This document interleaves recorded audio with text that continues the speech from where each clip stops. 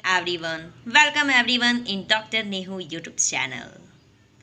आज मैं nursing student के लिए बहुत ही स्पेशल टॉपिक लेके आई हूँ जो उन्हें हर एग्ज़ाम में, हर असाइनमेंट बनाने में नीड होती है। Medical case study. आज मैं बताऊंगी कि nursing student medical case study कैसे बनाएंगे, क्योंकि जैसे उनके कॉलेज से मिलता है कि इस टॉपिक पे केस स्टडी प्रिपेयर कर लेना है स्टूडेंट, उनके मन में बहुत सारे क्वेश्चन बन जाते हैं। अब हम इसको बनाएं कैसे, क्योंकि उनको समझ नहीं आता है कि ये स्टार्ट कैसे करेंगे जिससे कि परफॉर्मेंस उनका बेस्ट होगा। तो ये इन सारे प्रॉब्लम का सॉल्यूशन मैं लेकर यहाँ आई हूँ अपने लेक्चर में। अगर सच में हमारा ये लेक्चर आप लोगों के लिए बेनिफिट हो तो प्लीज़ हमारे वीडियो को लाइक, सब्सक्राइब एंड शेयर करना बिल्कुल ना भूलें। अगर आपने अभी तक इस चैनल का सब्सक्रिप्शन नहीं किया है तो बेल आइकन दबाकर सब्सक्राइब करें, जिससे कि हमारे इस चैनल का नोटिफिकेशन आपको टाइम टू टाइम मिलता रहे। हाँ, अगर आप नए हैं, पहली बार हमारी वीडियो को देख रहे हैं, तो भी आप सब्सक्राइब ज़रूर करें, जिससे कि आपको हमारा वीडियो का बेनिफिट मिल सके और आपका हमें सपोर्ट मिल सके। Let's start.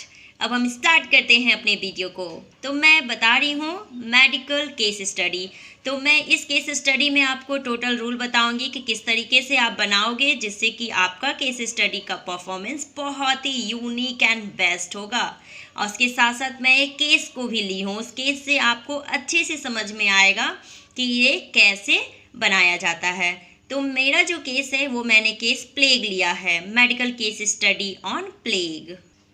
केस स्टडी बनाने में सबसे पहले आपको इंट्रोडक्शन देना होगा। इंट्रोडक्शन में आपको अपने पेशेंट का इंट्रोडक्शन देना होगा, जैसे कि मैंने यहाँ पर बताया है। जैसे मेरे पेशेंट का नाम क्या था, नायरा गोस्वामी, और अब उसके बारे में मैंने टोटल बताया है कि उसको प्लेग हुआ था, मिडिल क्लास फैमिली से बिलोंग करती है, वो इस क्लास में पढ़ती थी, पढ़ने में भी अच्छी है, ऑर्डिनरी हाउस उसके पास है, proper water supply, toilet facility, ये सब है। आपको टोटल यहाँ जो है अपने पेशेंट का इंट्रोडक्शन देना होगा। इंट्रोडक्शन के बाद आपको नेक्स्ट बायोडाटा बताना होगा। बायोडाटा में उससे रिलेटेड जितना भी है, जैसे कि नर्सिंग केयर प्लान मैंने अपने प्रीवियस लेक्चर में बताया था, demographic data, just like that यहाँ केस स्टडी में पेशेंट का बायोडाटा बताना होगा। अगर आपने अभी तक नर्सिंग केयर प्लान का लेक्चर नहीं देखे हैं तो प्लीज़ एक बार जाकर ज़रूर देखें।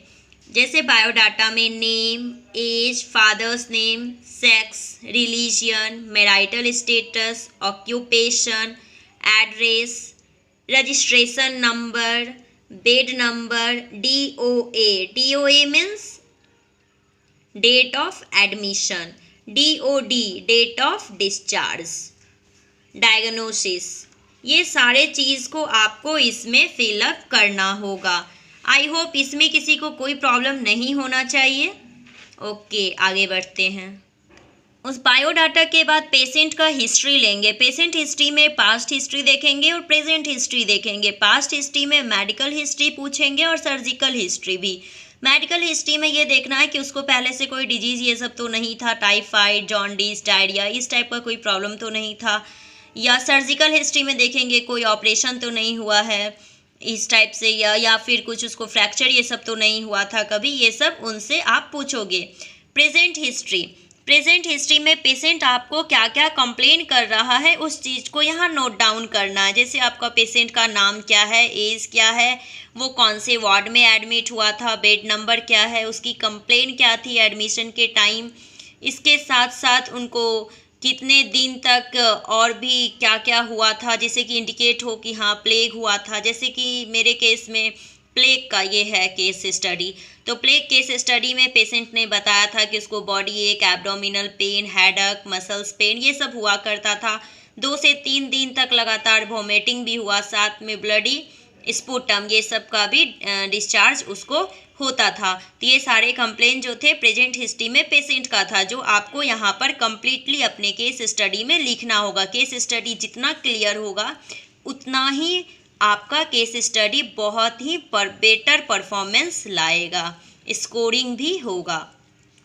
उसके बाद फैमिली हिस्ट्री। जब भी आप फैमिली हिस्ट्री को इंडिकेट करते हो, अपने केस स्टडी हो या केयर प्लान हो, कुछ भी, उसमें आपको कॉलम बना के ही दिखाना होगा। जैसे मैंने यहाँ पे दिखाया है कॉलम वाइज, सीरियल नंबर 1 2 3 4, इस तरीके से जितने मेंबर होंगे वो नंबर आप डालोगे। नेम, रिलेशनशिप विथ पेशेंट, आपने जो जो नाम को डाला है वो पेशेंट के साथ उसका रिलेशनशिप क्या है, उस चीज़ को इंडिकेट क्या करता है वो देखना होगा। उसका एज क्या है, मेल है या फीमेल है, एजुकेशन क्या है, ऑक्यूपेशन क्या है, हेल्थ स्टेटस क्या है, इन सारी चीज़ों को आपको यहाँ पर डालना होगा। इसके बाद फिजिकल असेसमेंट। फिजिकल असेसमेंट में वाइटल साइन और head to toe physical assessment करते हैं। वाइटल साइन में temperature, pulse, respiration, blood pressure आप अपने पेशेंट के अकॉर्डिंग यहाँ पे नोट डाउन करोगे। Head to toe physical assessment में आपको अपने पेशेंट का कॉन्शसनेस। फिजिकल असेसमेंट में vital sign and head to toe physical assessment करते हैं। वाइटल साइन में temperature, pulse, respiration and blood pressure, इसमें जो भी आप वैल्यू फिलअप करोगे वो अपने पेशेंट के अकॉर्डिंग यहाँ नोट डाउन करना होगा। हमने अपने पेशेंट के अकॉर्डिंग यहाँ पर डाला है। Head to toe physical assessment में आपको देखना होगा कि आपके पेशेंट का क्या है लुक। जैसे first of all general appearance, आपके पेशेंट में रेस्टलेसनेस दिख रहा है, वीकनेस दिख रहा है, या कॉन्शस है या अनकॉन्शस है, उन सारे चीज़ को यहाँ पर नोट डाउन करना है। स्किन में आपके पेशेंट को साइनोसिस तो नहीं है, इन्फेक्शन तो नहीं है, रैशेस तो नहीं है, वो सारे चीज़ को यहाँ पर आपको दिखाना है। हेड में साइनी है या कट मार्क है या स्काल्फ है, डैंड्रफ है या ब्लैक एंड वाइट कलर है, ब्राउन कलर है हेयर का, ब्लैक कलर है हेयर का, इन सारे चीज़ को आपको यहाँ पर देना होगा। ओवरऑल कह सकते हैं कि head to toe physical assessment में पेशेंट के लुक को इंडिकेट किया जाता है। आईज़ को देखना, आईज़ का कलर वाइट है या प्यूपिल का कंस्ट्रिक्टेड है या कलर कैसा है, आई मूवमेंट नॉर्मल है या नहीं है, इन सारे चीज़ को आपको यहाँ नोट डाउन करना होगा।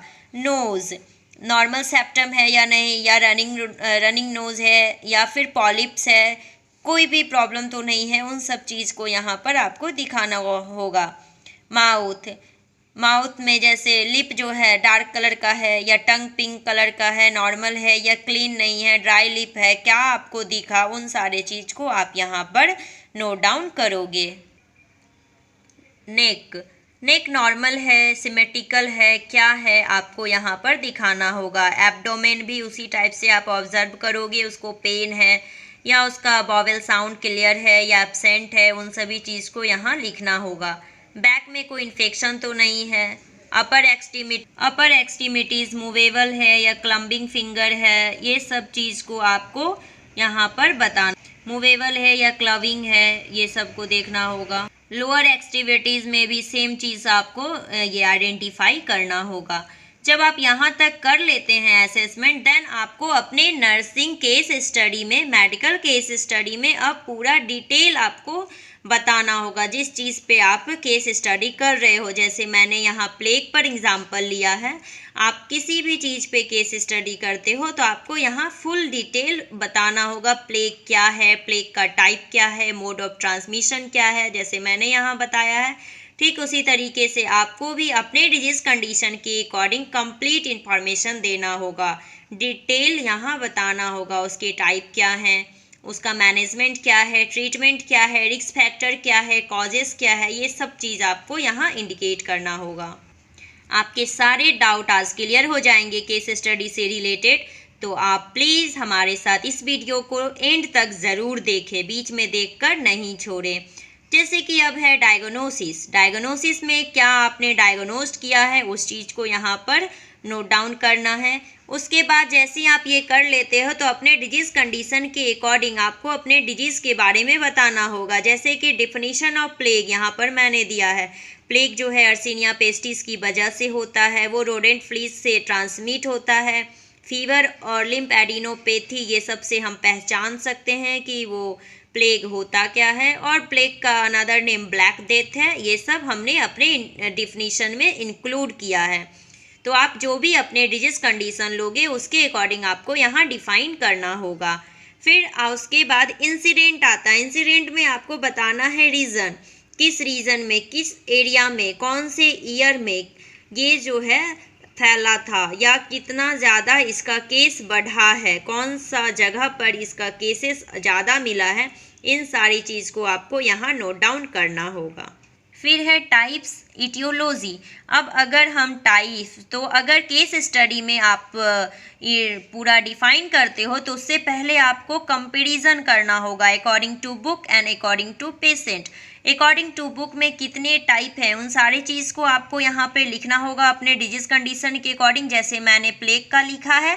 और फिर आपको ये इधर अकॉर्डिंग टू पेशेंट में बताना होगा कि फर्स्ट अगर जो भी टाइप है आपका वो दिखा तो सीन, नहीं दिखा तो नॉट सीन, और जो भी चीज़ दिखा है उसमें आप लिख दो कि हमारे पेशेंट में ये सारे सिम्टम्स जो है नज़र आए थे, ये सारे टाइप्स जो है हमारे पेशेंट में दिखा था।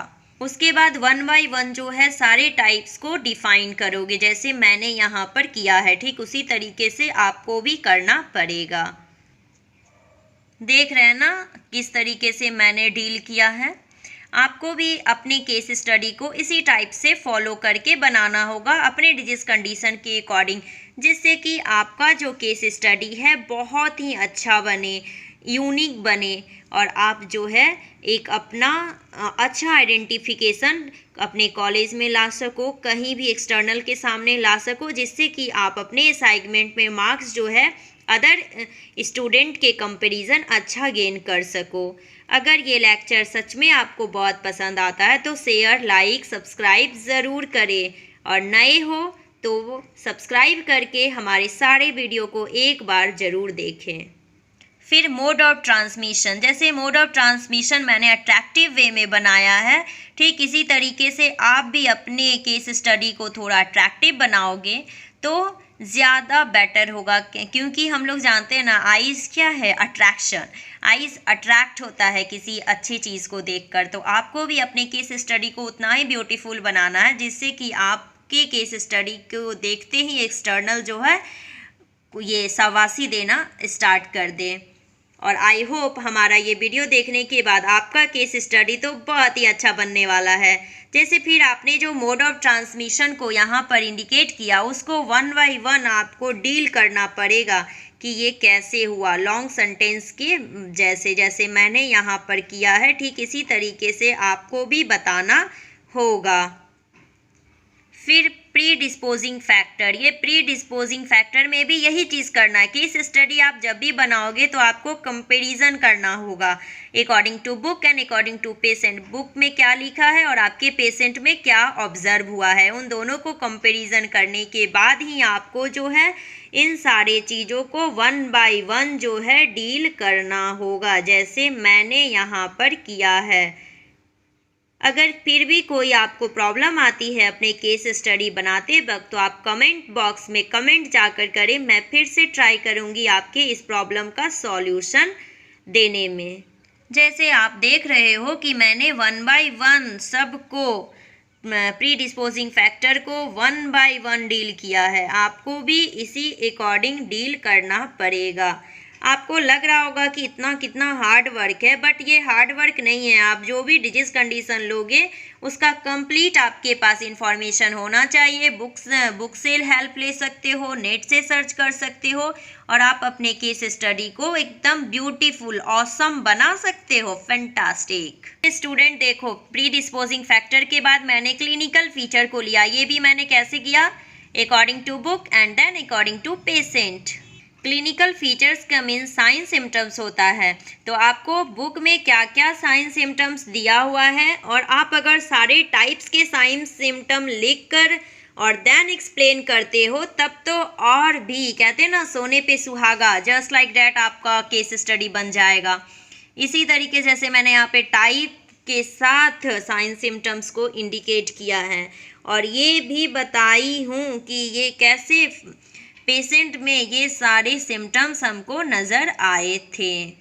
और ये दिखाने के बाद 1 बाय 1 आपको अब क्या करना पड़ेगा, वेरी गुड, डील करना पड़ेगा। जैसे ये ब्यूबोनिक प्लेग, ये सब जितने भी टाइप्स हैं इनके क्लिनिकल फीचर्स जो हैं हमने 1 बाय 1 जो है डील की हूँ।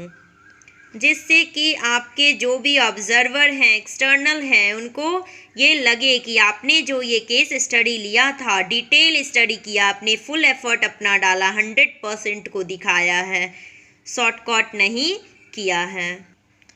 फिर जैसे इस तरीके से जब आपने क्लिनिकल फीचर को दिखा दिया तो फिर डायग्नोस्टिक टेस्ट भी according to book and according to patient. Book में क्या क्या डायग्नोस्टिक टेस्ट करवाने को कहा है उस चीज़ को आपको इस कॉलम में फिलअप करना पड़ेगा। और उसके बाद आपने जो पेशेंट को रिकमेंड किया उस पेशेंट ने कौन कौन डायग्नोस्टिक टेस्ट को फॉलो अप किया उस चीज़ को आपको यहाँ पर फिलअप करना पड़ेगा। जब आप ये कर लेते हो देन आपको फिर से क्या करना पड़ेगा, सेम प्रोसेस डील करना पड़ेगा। बुक के according history collection, physical examination, इन सारी चीज़ को आपको डील करना पड़ेगा। फिर blood investigation, one thing most important student here, blood investigation अगर आप करते हो तो ब्लड इन्वेस्टिगेशन का रिजल्ट जब फिलअप करना है तो वो समरी के रूप में नहीं, कॉलम के रूप में, जिससे कि क्लियर आइडेंटिफाई हो सके। जैसे date, name of investigation, patient value, normal value and then remarks.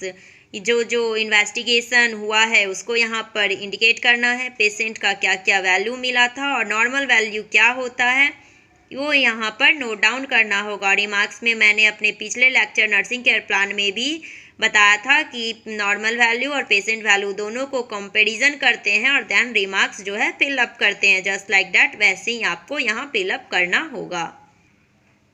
इस तरीके से आपको फिलअप करना पड़ेगा और ऐसे ही जितने भी टेस्ट हुए हैं उसका आपको 1 बाय 1 डिफाइन करना पड़ेगा। यही पार्ट जो है मोस्ट इम्पोर्टेंट रोल प्ले करता है। देन मेडिकल मैनेजमेंट, हमने केस स्टडी किस चीज़ का किया है, फिर मेडिकल मैनेजमेंट में भी जस्ट लाइक दैट कंपैरिजन करना है according to book, according to patient. Book में कौन कौन सी मेडिसिन को यूज़ किया गया है, रिकमेंड किया गया है, और पेशेंट को कौन कौन सा मेडिसिन रिकमेंड किया गया था उस चीज़ को इस कॉलम में हम फिलअप करेंगे।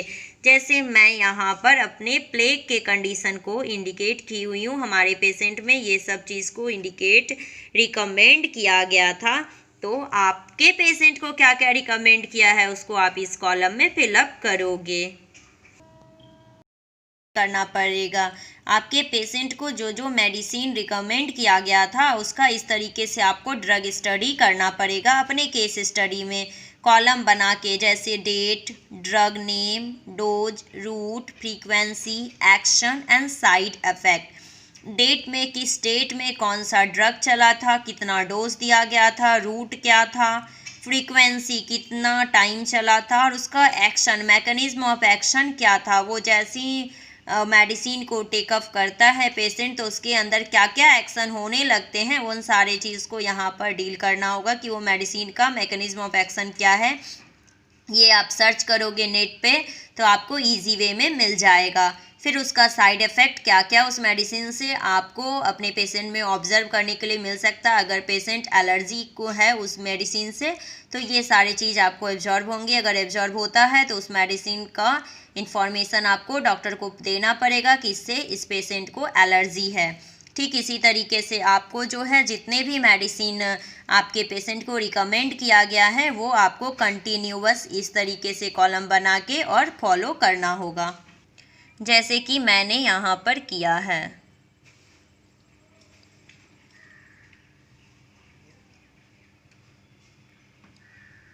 उसके बाद कॉम्प्लिकेशन, उससे क्या क्या कॉम्प्लिकेशन हो सकते हैं according to book and then according to patient. Book के अकॉर्डिंग क्या क्या कॉम्प्लिकेशन है और पेशेंट के अकॉर्डिंग क्या क्या कॉम्प्लिकेशन आपको देखने को मिला। उसके बाद नर्सिंग डायग्नोसिस को बनाएंगे। नर्सिंग डायग्नोसिस जो है मैंने बताया था कि केयर प्लान में अगर 3 भी डील करते हो तो चल सकता है, लेकिन केस स्टडी में आपको नर्सिंग डायग्नोसिस जो है नर्सिंग केयर प्लान कंप्लीट 5 अपने केस स्टडी में डील करके इंक्लूड करना होगा, जिससे कि आपका केस स्टडी कंप्लीट बनेगा। इस तरीके से कॉलम बना के नर्सिंग केयर प्लान को रिप्रेजेंट करना पड़ेगा और इस कॉलम को कैसे फिलअप करते हैं वो मैंने सर्जिकल नर्सिंग केयर प्लान में डिटेल में बताया है। अगर आपने अभी तक उस वीडियो को नहीं देखा है तो एक बार जाकर ज़रूर देखें, जिससे आपके सारे डाउट जो है क्लियर हो जाएंगे और आप इजी वे में केयर प्लान बना सकते हो। इस तरीके से कंप्लीट आपको फिलअप करना पड़ेगा अपने केयर प्लान को बेस्ट बनाने के लिए। वीडियो को पूरा एंड तक देखें, जिससे केस स्टडी बनाने में आपको आगे से कोई परेशानी ना हो। जब केयर प्लान बना लेते हो देन आपको नर्सिंग रेस्पॉन्सिबिलिटी जो है इंडिकेट करना पड़ेगा। पूरा नर्सिंग रेस्पॉन्सिबिलिटी आपका क्या क्या था केस स्टडी के दौरान, आपको इस चीज़ को यहाँ पर पूरा नोट डाउन करना पड़ेगा।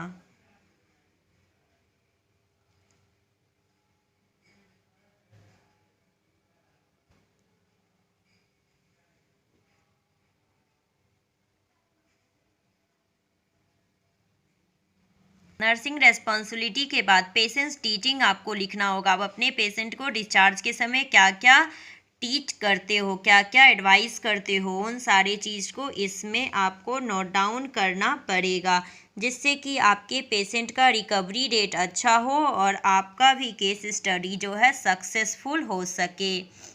अब हम आशा करते हैं, आई होप कि सारे स्टूडेंट्स को केस स्टडी के डाउट जो हैं क्लियर हो गए होंगे। समरी में क्या लिखना रहता है वो मैंने अपने previous lecture surgical nursing care plan में बता चुकी हूँ। आप वहाँ पर जाकर इसका डिटेल इंफॉर्मेशन ले सकते हैं। प्रोग्नोसिस आपके डिजीज़ के टाइप पे, कॉज पे डिपेंड करता है कैसा प्रोग्नोसिस रहा, आप केयर कैसा किए और आपको रिजल्ट कैसा मिला। कंक्लूज़न भी मैंने अपने केयर प्लान में बताया है क्या लिखना रहता है। एक बार आप जाकर ज़रूर उस लेक्चर को देखें ताकि आपके सारे डाउट जो है क्लियर हो सके। लास्ट में ये आपका केस स्टडी अब कंप्लीट होता है, यहीं पर दी एंड, और आपका केस स्टडी बनकर रेडी हो जाएगा for good marks. I hope अगर हमारा लेक्चर पसंद आया हो तो इस लेक्चर को ज़्यादा से ज़्यादा अपने फ्रेंड्स में शेयर करें, जिससे उन लोगों को ये बेनिफिट आपकी तरह मिल सके। Thanks for watching, thank you, see you again.